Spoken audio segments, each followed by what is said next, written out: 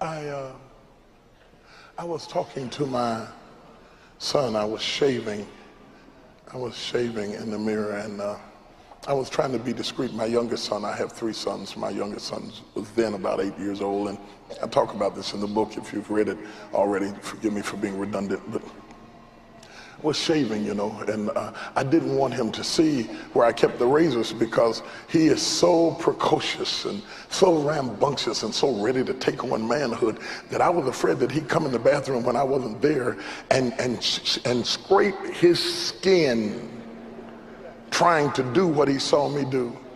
I understand that the razor will one day be a blessing to him, but isn't it funny how something that will later be a blessing can be a curse if you get it too soon? If you're waiting on me to preach, I'm preaching right now.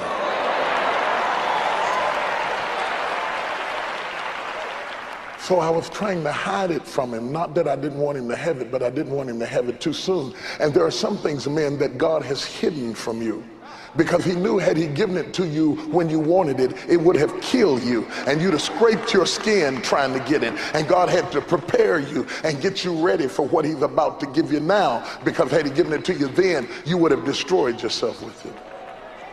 Anyway, while I was standing there and he's looking in the mirror at me shave, and I'm looking at the mirror at him with shaving foam hanging off of my face, I stopped shaving and I stared in the mirror looking at my son, who's standing next to me, and he's looking in the mirror at me. And when I looked at the mirror and I saw him, I saw what I was. And when he looked in the mirror and saw me, he saw what he would become.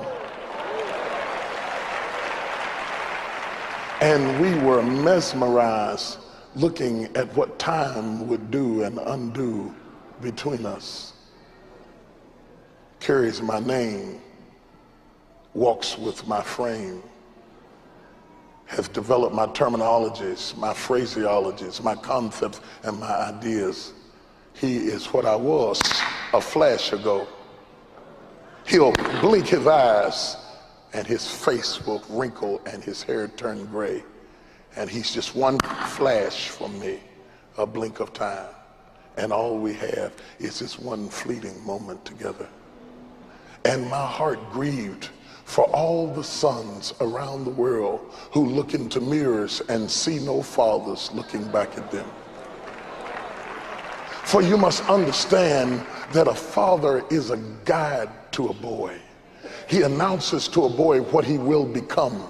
He explains to him how to chart your course through the chaos of masculinity to arrive at the destination that you have in view. And without a father there, no matter how great and wonderful the mother is, it is a liability to a son not to have a father, because there are some things that mama cannot teach you.